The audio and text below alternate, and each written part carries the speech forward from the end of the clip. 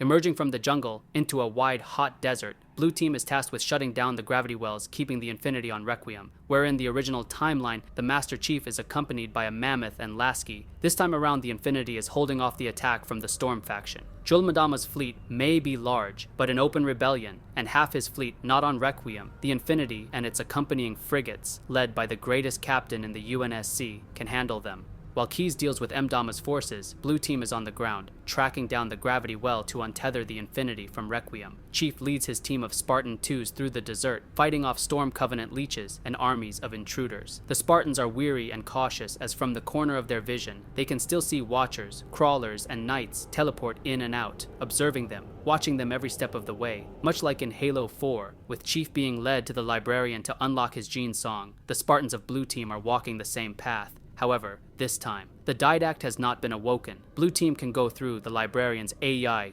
resting place without worry from Prometheans, but they are still in a hurry, as the Infinity is in a disadvantage, being caught in the gravity well, restricting maneuvers. If they don't unlock the ship, the battle could turn against Keyes and his forces. Chief's new Cortana and Fred's, the weapon AI, are very interested in the Librarian, but they are also weary after she unlocks the Spartans' Gene Songs that will allow them to survive composition. Fred and Chief are the only ones who have the vision with the Librarian though, because they're the only ones with AIs. The Librarian can speak to all of them, but the rest can't see her because they don't have the neural link upgrades necessary. When the Spartans come out of the facility, they have learned of the Janus Key and how the information within it displays the real-time location of all Forerunner technology in the galaxy, while they aren't eager to find more Forerunner tech. Because of the Flood conflict and the loose treaty they have with Tartarus, it is worth mentioning how very little Forerunner tech helped advance the UNSC to having the Infinity be the powerhouse that it is. Chief and his team shit down the gravity well and prepare to go extract the Janus Key when they receive a message from Captain Keyes. Chief and his team shut down the gravity well and prepared to go extract the Janus Key when they receive a message from Captain Keyes. We have incoming, Spartans. I need you back on the Infinity ASAP.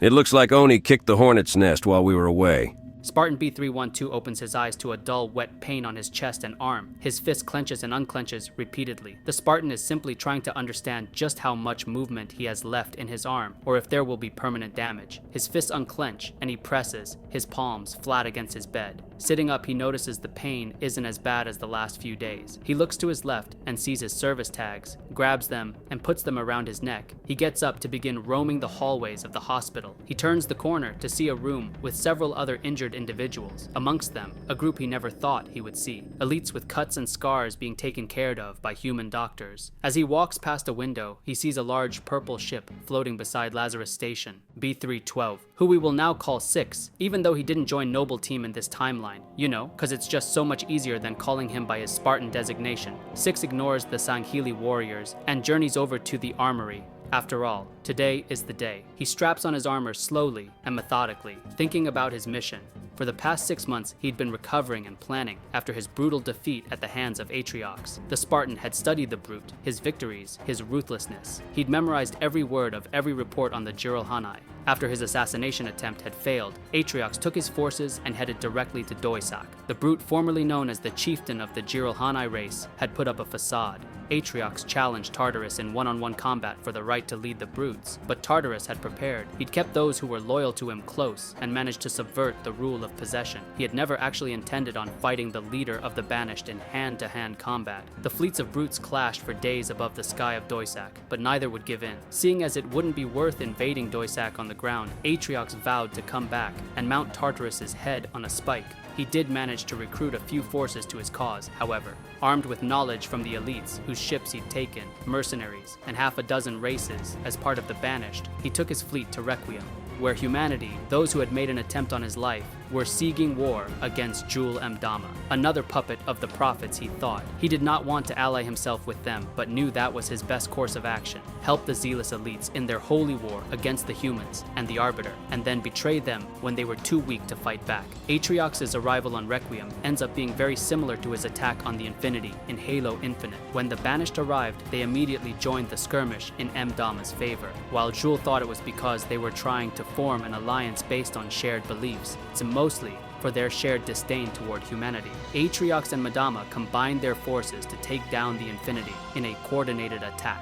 This left the forces of the Infinity scattered around the Shield world, in a similar way that the crew is scattered in Halo Infinite, with the Banished looting Forerunner weapons and building bases, setting up shop on Requiem. And Mdema is attempting to uncover the secrets of Requiem, such as awakening the Didact and encountering the Librarian. Blue team is scattered all around the planet. Captain Keyes is missing and presumed dead. They all assumed he'd gone down with the Infinity. After all, he's just that kind of guy, willing to go down with the ship. Six's mission is to re-establish contact with the survivors of the Infinity and find out who survived the Siege of Infinity. If possible, to extract Captain Keyes, the Master Chief, Fred, and their AIs. But above all, he needs to find a way to take out the heads of the new banished Storm Alliance. Because Jules' forces are kicking the Arbiter's ass back on Sanghelios, as more and more of the houses that were loyal to Thel 'Vadam rejoin the Covenant's old beliefs, considering Madama has so much proof of the Didact. The Brutes also have been on a segmented and fractured peace with humanity. Since Atriox had demonstrated humanity had been sneaking into Jiralhanae space without permission and attempting to instigate conflicts in Brute space. They are also not happy. Humanity has been building a closer alliance with the Arbiter. His mission begins with taking his Prowler to Requiem. Though the Banished and Storm have control of the planet for the most part, it is a multi-layered large world. He manages to get inside the first shell of the planet just fine enough. His Prowler is only able to detect a single UNSC signal, and he lands nearby to inspect it. The Spartan tiptoes around the vast wasteland, looking for a friend or foe tag, until he stumbles onto the remains of a Spartan 4 armor, locked in place on the floor, covered crimson in blood and ash. The Spartan 6 takes the dead man's helmet and removes a chip from it, then plugs it into his own helmet to discover what transpired here.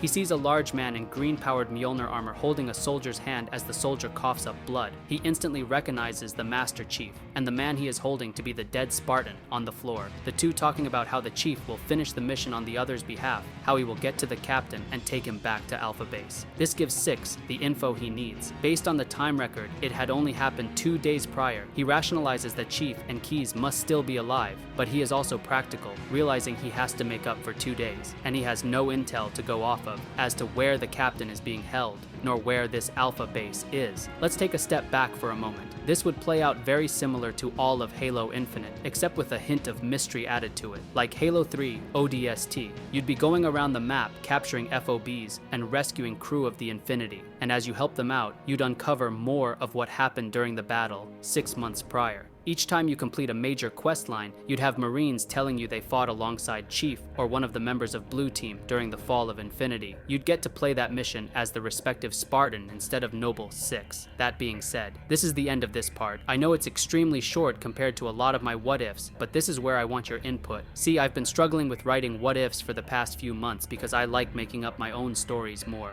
But here's where I give you all the power. Those missions I mentioned where Six would have to rescue Marines, free up FOBs, kill certain Banished and Storm leaders, and so on. Those would be side missions of their own, which I can write a whole brand new story for. Or we could stop stalling, since this is the timeline to focus entirely on Six. I could just skip that and go straight to how Six travels Requiem and how he will square up against several Banished, Storm Covenant, and even Forerunner threats. Leave in the comments what you would prefer. Comments and likes help the videos do better, and the only incentive for me to do what ifs is really just the views. That sounds greedy AF, but I think you all understand. It's better if I'm passionate about a story and not half-ass it. I also had an idea back when the rumors about a Halo reboot were floating around. I was thinking of rewriting Halo from scratch, containing the same story, except with things we now know about the Halo universe. Like there was no Brutes back in Halo C, there was no Buggers, there was no Team Raven. There's been a lot of additions to the Halo sandbox over the years, so I could talk about how a rebooted Halo would have different level design, with features that people nowadays could enjoy just the same. For example,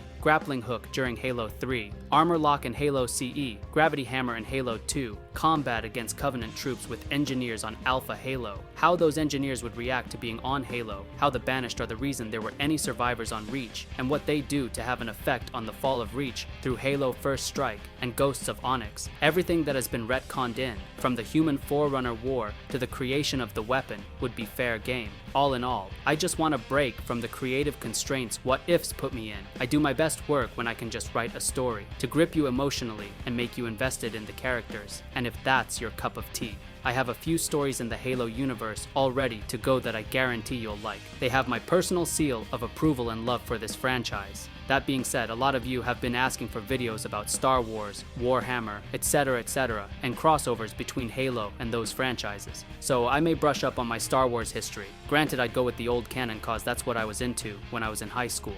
Alright, truly this time. Have a great night, Reclaimers. Make sure you let me know what you'd prefer in order to continue this timeline.